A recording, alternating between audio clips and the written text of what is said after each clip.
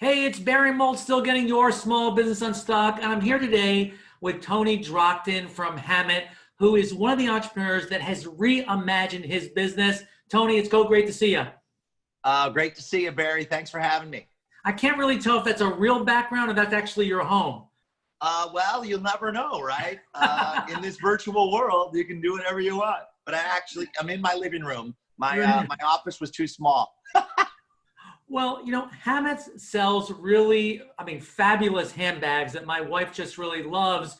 And retail is really having a hard time now. And I think a lot of small business owners are sitting there, Tony, and they're saying, I'm just going to hold on and wait till everything goes back to normal. I'm saying, no, you can't do that. You got to burn the boats.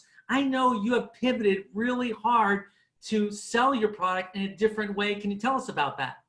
Yeah, and I agree with you. Burn the boats, man. We're never going to go back to where we were. I looked at September 11th for a lot of what happened after that, right? Someone attacked us on our own soil. How did we pivot? Security, safety. I think retail, we just got attacked. And how are you going to pivot? So you got to go into what's always been working, one-on-one relationship with your customers, but you got to find a new way to connect with them. So we went live Instagram every day with lots of people, boutique owners, partners. We also went Facebook Live. We turned on Zoom meetings continuously.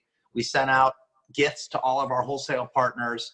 And then we started to really enjoy these one-on-one conversations with our direct consumer customers in new ways, whether it be a chat, whether it be a video, whether it be through some of the live Instagram, Facebooks. And that turned into converting our entire our showroom, which was wholesale only, into a virtual showroom. Then it turned into virtual trunk shows that we would pre-record for our best specialty owners. We send out, then they send that out to all of their customers through an email. So that can be copied by anyone out there. Take your favorite brand. We shot it. We talked to them one-on-one. Then they sent it, and they've been generating revenue.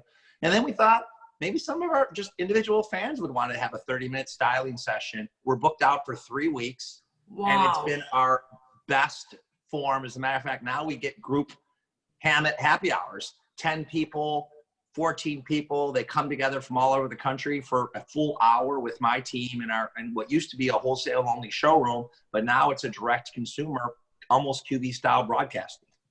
It's interesting to me, Tony, because you've had to rethink about how you're connecting with your customers. It's almost like you've gotten closer to them.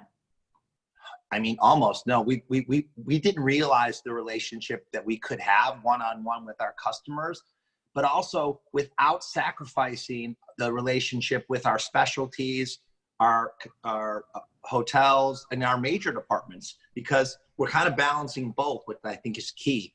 We didn't just go after every customer, heavy promotion, heavy discounting, every man for themselves. There's only 4 rafts and I'm going to get in one. Instead, we imagined a boat full of countless numbers of life rafts. We could never run out. Which one do we want to get in? And we chose some new life rafts, and we're floating safe and free while the ship's going to go down on a lot of brands that didn't do that. You bring up a really good point, because I know that for a brand like yours, there is always some competition between using the channel, using the retail store, the specialty store, versus selling it direct. How have you tried to balance those two things now, since in most parts of the country, the retail stores are closed or really limited? Well, in our 12-year history, we always balanced brand integrity, product integrity, and price integrity anyways. And so that helped when this hit. So we've got a lot of trust with our partners out there of how we do business. So when Corona hit, we decided to maintain those 3 integrities and find new ways to connect. So even though the specialty stores were closed, we knew they could sell through email. They could sell through their social. So we've given them more and more tools, imagery, videos, virtual trunk shows. Our major department stores, we knew they're going to open back up. So we negotiated and worked out so they could take all their purchase orders, which they've done, even on a delay, adjust the forward orders versus canceling them. And so we've kept new product being made by our suppliers and manufacturers to keep their channel full, which they need to stay in business and kill it for the rest of the year.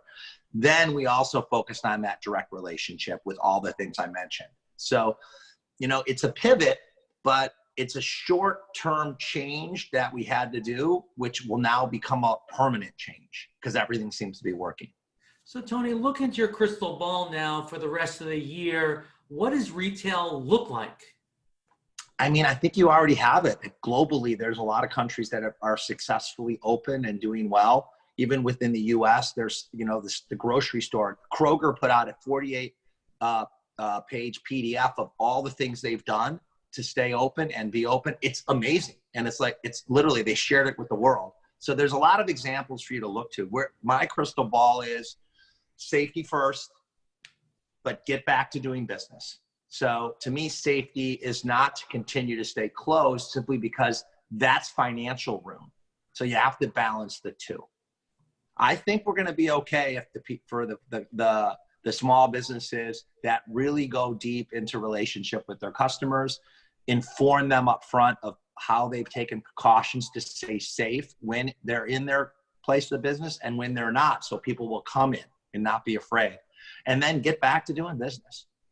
It's interesting to me because now safety really has become the new luxury, right? That's what people want. And I think that this pandemic only sped up the process where you had to form close relationships with your customers if you really want to stay relevant. And it's even more so now.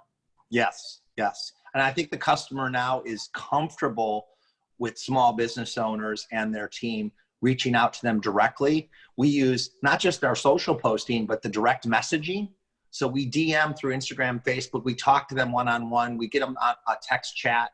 Any way to have a one-on-one relationship virtually right now is way better than not doing anything.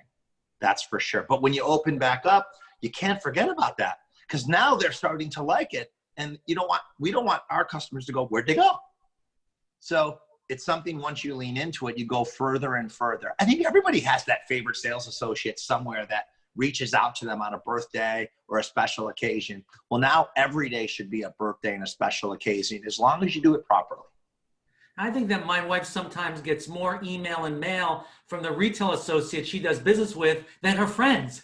I mean, the good ones, that's okay, right? Your wife, she must be kind of a shopper, which is good, We live on Michigan Avenue, so that's why we're here. Oh, that's the best shopping in the world. That Starbucks they opened up, the roastery, woo! I was there when it opened. Yeah. Perfect example of when you do it right and you take it to another level, people will come. Well, if people would like to get involved with Hammitt and get one of those fabulous handbags, where should they go? Well, HAMMITT.com, or for me and for you, please support local. We're carried in 400 plus specialties, resorts, all the Montages, Four Seasons. We're in all the casinos if you ever stop in Vegas, plus all Dillard's, all Von Mars in the Midwest. I would prefer you go there and find your favorite Hammitt, but if you can't, come out to us and we will help you too. Thanks, Tony.